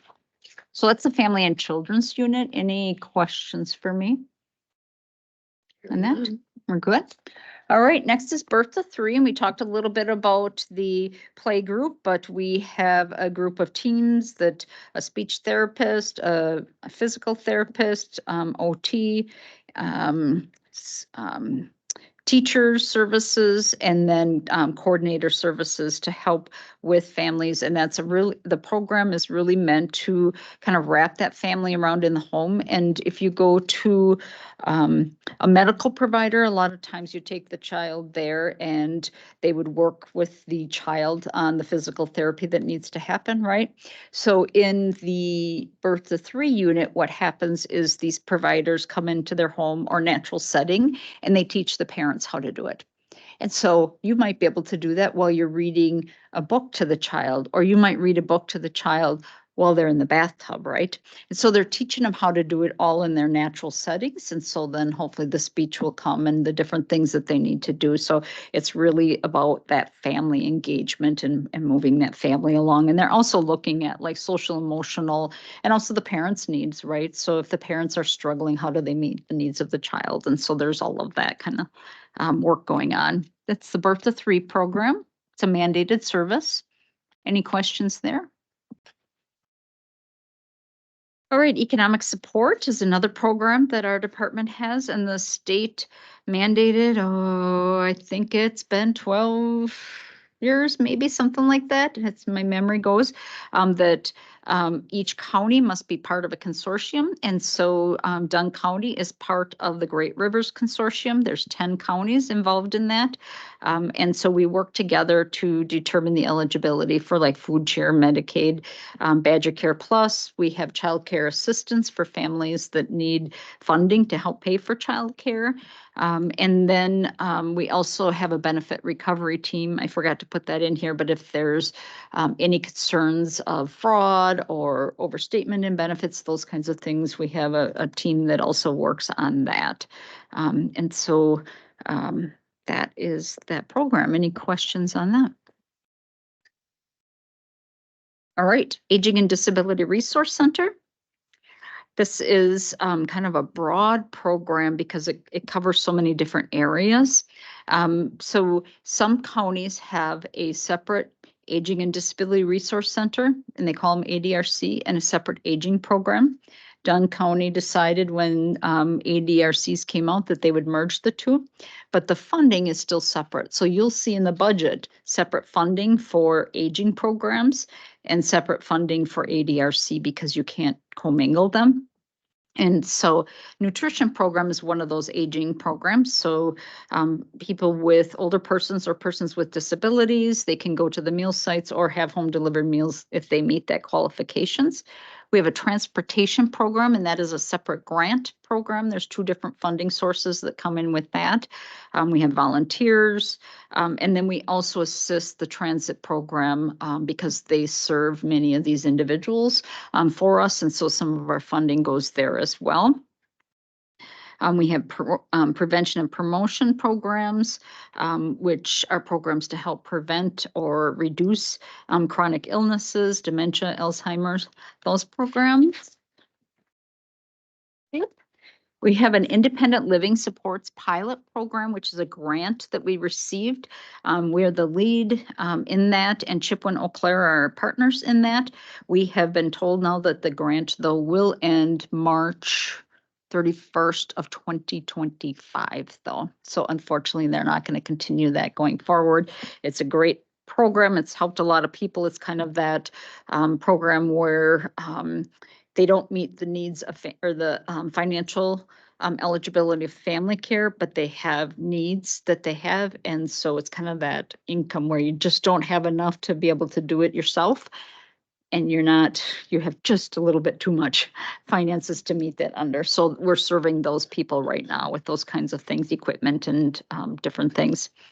Information assistance. So the goal behind this is know us before you need us, come in, talk to us about your finances, about where the services are, what you might need. And then as you continue to progress in the aging or disability needs, we work with you along that line to help hopefully keep you out of the home, keep as much money as you can by not getting yourself in a situation where you're placed or in a nursing home before you need to go there, right? And then your money's gone, all of those kinds of things. So how can we help you at the beginning to really be fiscally and wise and get the services you need? So that's our department. We're also the gateway into long-term care. Then we do an assessment when that time comes to determine that. We have a disability benefit specialist. So that's a person that works with people that would like to apply for Social Security disability. And if you know any of the red tape that goes on with systems, it's really challenging to do that themselves. People find themselves in appeals 3, 4, 5 times because they don't know how to do the application. And so in all that time, they have no help. So the state developed this disability benefit specialist to help them walk through that. So hopefully when they do apply, they have all the right information and they can be awarded it. The elderly benefit specialist is for people that are 60 years old or older, and that really links them to like Med D and the different things that as you are finding yourself at that age need assistance with. And then we have a community health worker, and that's grant funded, and that was in my report of Lita. So that really describes what she does there. Next one, we have caregiver support groups in the community. And then it shows the makeup of that unit. Any questions on Aging and Disability Resource Center? Okay, None. we're getting there. I don't want to forget the administrative and fiscal supports because, you know, the stuff that we do in the community every day can't be done if we don't have people here submitting the reports, you know, helping us, the Cassies, all those people that are doing that. So I put this in there as well. They are the behind the scenes people that make our department work. So that is my orientation, other than I did include in the packet the organizational chart. I loved it with the Holy names. cow, with the names, so you could see them. Yeah, it was great. I don't even know if I want to say this out loud, but I believe we're at 107 staff in our department right now. And that seems like a lot and overwhelming, but as you heard about all of these programs that we do and what makes that work, everyone has their role and the work that we do, and I'm grateful that we have each and every one of them because they make a huge difference in our community. So if you have any questions about that, let me know. Any further questions on our orientation? Thank you very much. You're Helpful welcome. always. You're welcome. Do you want me to do the financial Yeah. report? I do. All right. So this is the first financial report that kind of makes sense.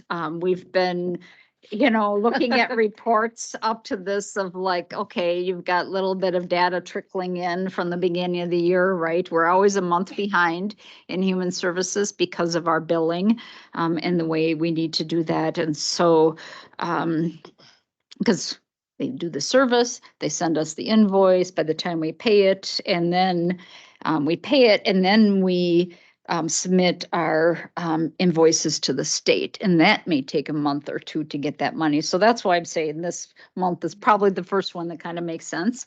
And you see here that with this document that we're projected to be at to the good of 782,643. And what that means is that when you look at the year-to-date actual, Jerry is our financial manager for our department, and she looks at each thing, and each month we get together and go, okay, does it make sense that this bill is going to be like every month we're going to have this bill? Is this a one-time thing that we're paying for, and so we don't project that forward, or what does this look like? So then we project it till the end of the year. So the projected is what is our best guess for the end of the year, what we're going to end up with, right? Our actual for today is the 402,867. So there's a couple things I want to share with you. The last 2 years I've been here, this number has been a lot higher at this time. And the reason for that is a couple things. First of all, the county board changed how you did the staff salary and projection with that. So in the past, when you have this many staff, you're always having vacancies, right? And so those vacancies, that money is in our budget. And so those vacancies give us some more cushion. And in the end, we probably give some money back because we had some vacancies. The way the board decided to do the funding this year is to do a formula. And so there's a percentage of everything in there. So there's not as much money sitting in our budget, as kind of some cush if we have some major issues like a placement or something that's big. So we were projecting that we're not going to have as much money at the end of the year because of that piece. And then there's a couple expenses that I just wanted to let you know of as well. Last year in 2023, we received a small reprieve of $66,000 in our family care contribution. There was something different that the state did. And that was a one-time. But when the numbers got put into the 2024 budget, that was not taken into account, that we had that 66,000 decrease the year before, and it just got carried over. So now we got the invoice, and of course it was 66,000 more than last year, and we had to pay for it out of this budget, and that's a mandated contribution that we pay. And so there's that, that we were like, ooh, not good, right? And then, there's been just a few other things that we're kind of watching. Our food care contract, our, nutrition contract, or money that we're spending in nutrition has gone up quite a bit.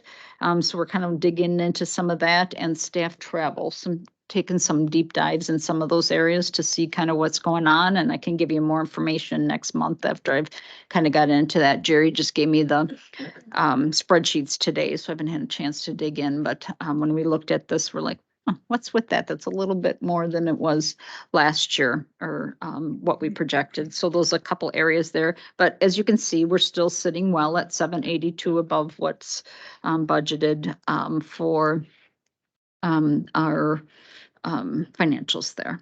So any questions? Supervisor Steen. Yes, Paula, would you consider yourself fully staffed now? No, we have 3 positions that are currently vacant.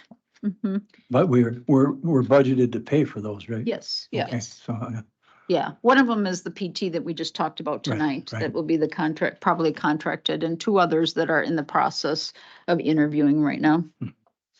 thank you. Any further questions for Human Services? Thank you very much. You're All welcome. right. Moving on to item 10 on the agenda. First is a review of the April DHS vouchers paid. Again, this is kind of our checkbook. And I will need a motion to note review of the April I vouchers. so moved. Supervisor Steen moves. Is there a second? Mr. Lamb seconds.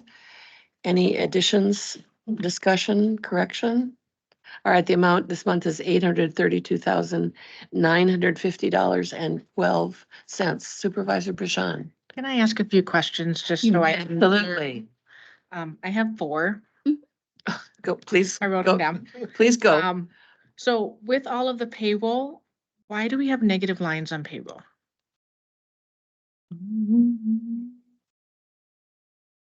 That's a good question.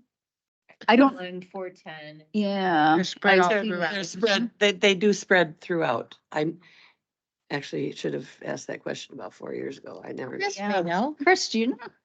Yeah, Do you have it up? I have it up. I do. Okay.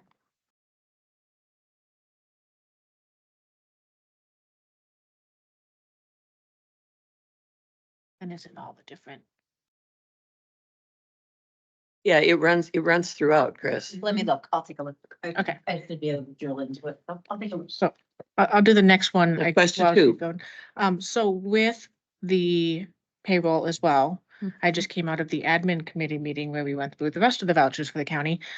Do we need to have payroll separated out? That seems a little outside our purview because we're not. I don't feel that I should need to know when who's taking vacation versus working versus their dental versus. Interesting point. So Oh, does this have the person's name on it? I don't- No. It does, no. No. So, No, but it's, I can see salary and attendance hours and vacation and holiday. Do we need all of the? by cost center. yes. Yeah. So first of all, we are mandated by statute to go through or have this board approve the expenses. And so that's why you only Well, see, We don't approve them, Or we review them. review them. That's why you only see human services to this detail kind of piece with it and look at that.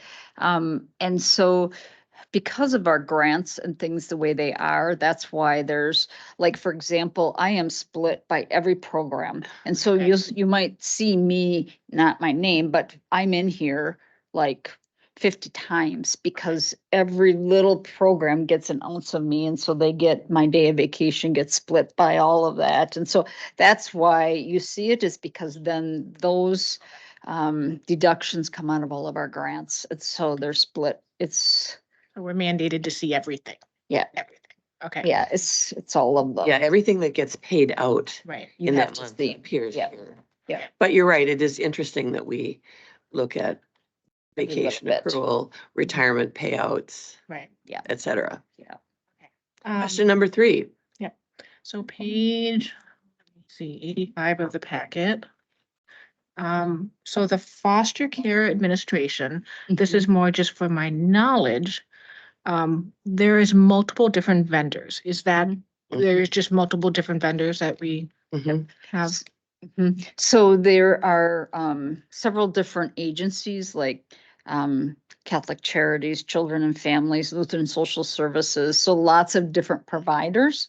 Okay. And then you'll see that split out. So it's interesting. We try to maximize as much as we can with different funding. So for example, the administration and overhead, we might be able to charge that to, if the child has a disability, some of that to the Children's Waiver Program, because some of that is helping to support their needs in extra and above needs, where that program won't pay for food, heat, all of that. So we have to split out the administration compared to the basic allocation of a foster home. Those rates are split out, and then we charge them, bill them to anything that we can bill legally to be able to capture our dollars. So that's why you see that split, if that makes sense. Does that answer your question, Supervisor? And there's a lot of different providers, so then each one. Yep. Yep. Yeah, that was just really more learning for me. Yep. Yep. And then just, let's see, if we get down to page 123, I just see almost $400,000 that like comes in and goes out, a positive and a negative. State of Wisconsin for family care contribution. Yes, that's what I was just talking about. Okay. So I could be really off in my timing, but maybe 15 years ago or longer. Sometimes it's hard to remember. What happened is that all counties used to provide the service. And so we had programs that help people that were disabled or elderly. So a lot of their cares, where they lived, all of those kinds of things. We did all of the services, paid for the services, paid for the social workers. And then the state said, we're going to develop family care to do all of this. Counties, you're no longer going to do this, but temporarily we're going to have you pay for part of it because these are your people. So once we get this going, we think we'll do well, and then you won't have to do this anymore. So you'll pay this contribution of 400,000 Dunn County, right? Here we are all these years later. They've never taken it away. We've asked. They said, no, we need that to support the program. So we're on the hook every year to pay that to the state. Since it looked like it passed through, that's. Yep. Okay, good questions, and thank you for taking a careful look at a lot of data that's kind of confusing. Supervisor Steen. Madam Chairman, yeah, Paula, I think that even if we decide not to have this program, we still have to pay the 400 Yeah, grand. that's right. So, yeah, okay. That's right. And actually, we don't run that program. We just pay the bill so that they can run the state can pay somebody else to run that program for that one. Many other ones though, like for example, economic support, we have a maintenance of effort that we have to pay, whether we run the program or not. We would have to pay that. Okay, any additional questions? We have a motion and a second to note review of the April vouchers. All in favor? Aye. Aye. Any opposed? All right, vouchers are noted. And an item that I'm going to defer to KT on, the environmental health water lab fee setting policy discussion. Supervisor Bashan doesn't know this. Others have been briefed that we are launching our own water testing facility, given kind of demand and given the costs associated with sending all this stuff out. So I will let you take this on if you don't mind.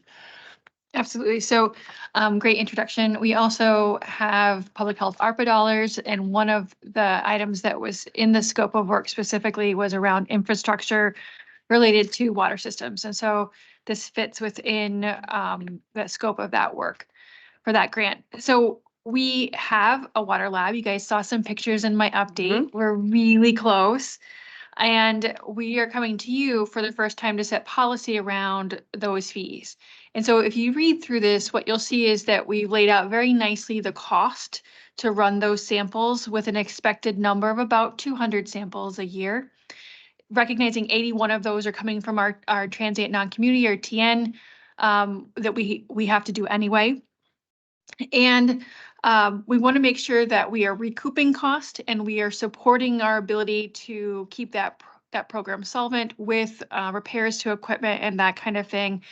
But we're not undercutting local private businesses in case they want to use those private businesses. And so that's kind of that sweet spot where we can still keep it going, but we're not making a crazy profit.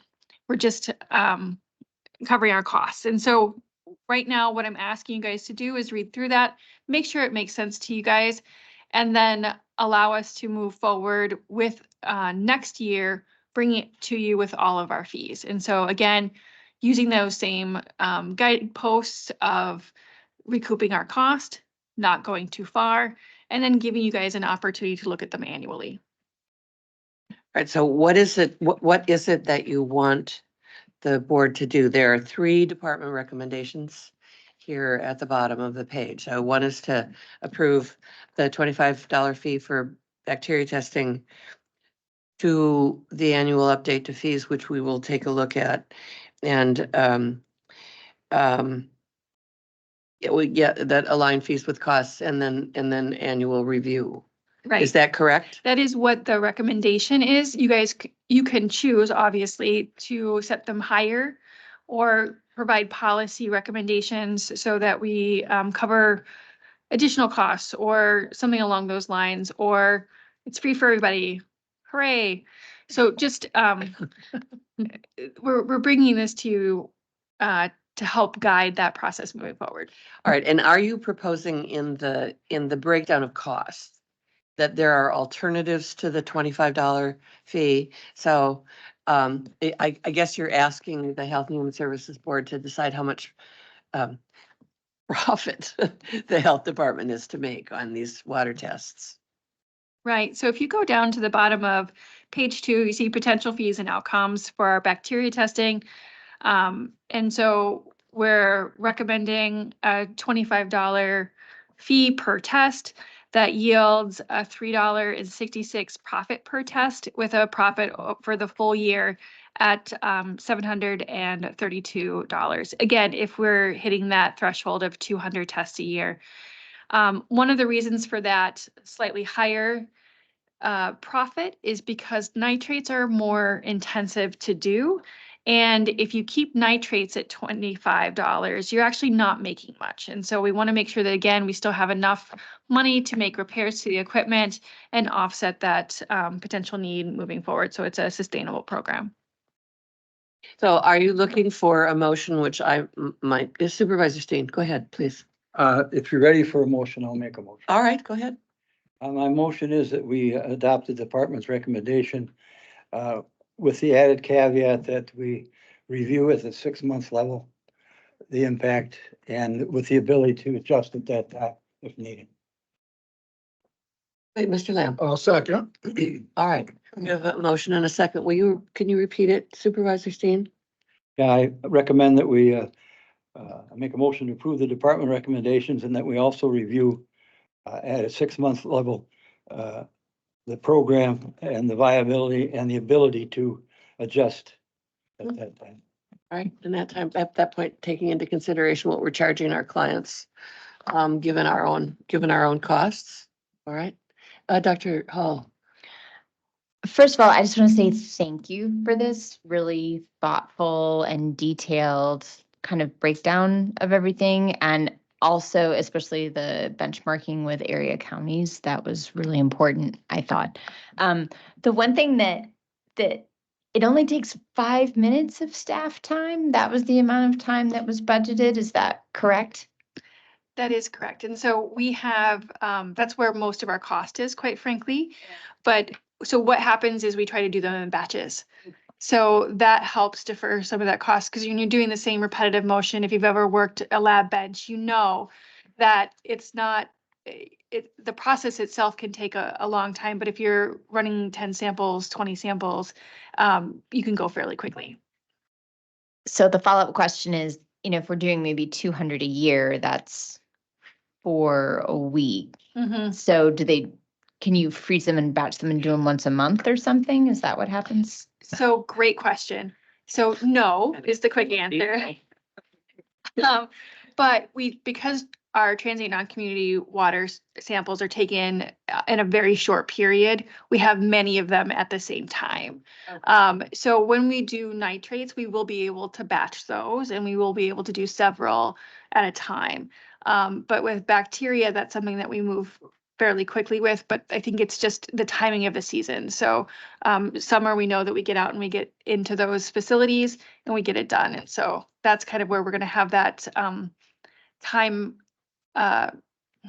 Economy of scales. I was just going to say that, but I wasn't sure if that's, yeah, thank you so much. So another follow-up is then, so for bacteria testing where you can't freeze it and wait, you have to process it right away. Do we need, from a cost standpoint, in order for these numbers to work out the way you've projected, do we need to only offer it in the summer? That's something to consider, but I would also say that, you know, if we think about providing this service to general community members, they need it when they need it, not necessarily when it's convenient for us. And so again, to go back to Supervisor Steen's suggestion that we look at it at 6 months, that'll give us a pretty good guide. And maybe a level of detail that we need not get into at this point. Supervisor Steen. Yeah, just a point, Sorry. just a point of information, municipalities, they test every week. And so I think, I'm pretty sure they do. And so the idea would be that you'd identify your problem and address it as quick as you could. Sure. That's why I would say, you take them as they come because you don't want to have a problem, Yeah, okay. Thank you. All right. We have a motion and a second. Any further discussion? All in favor? Aye. Any opposed? Supervisor Breslin, I didn't hear your vote. Thank you. All right, we've got two budget adjustments. The first for human services. These are pretty routine, Supervisor Bashan. We see these a lot. You probably know about these. It's kind of money in and money out, and we do review them a lot. And sometimes we review them from Veterans Services. So this is human services. I need a motion and a second. Very rarely. Dr. Hall moves. Is there a second? Supervisor Hagan seconds. Any discussion? All in favor, say aye. Aye. Any opposed? Approved. And the last is for the Department of Health. These are monies in, again, grant funds and other monies in and monies out. And if I can share just one quick thing. Certainly. So the federal omnibus that supported USDA funding finally came through, and that's why you are seeing a significant increase in our WIC funding. We now know and can benchmark what our next 5 years are going to look like because the feds have achieved that routine part of their job. Yeah, I thought that was quite wonderful finally. So, yeah. Did I take a motion? I did. No, I didn't. No, I didn't. Thank you. I move, Dr. Hall moves. Is there a second? Supervisor Bashan seconds. Any additional discussion? If not, all in favor? Aye. Any opposed? This also is approved. And unless there are announcements. Yes, negative. Because the December. Here. All right, I can. yes. Because the first payroll in January was paid on January 5th, but included December dates, those get pushed back. That part of the payroll gets pushed back to the previous year so that that year is made whole for grant claiming and all of those other purposes. So they reflect as negatives. They were paid out in January 5th and then sucked back to 2023.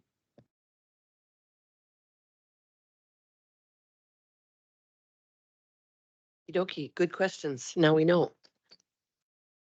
Announcements or anything?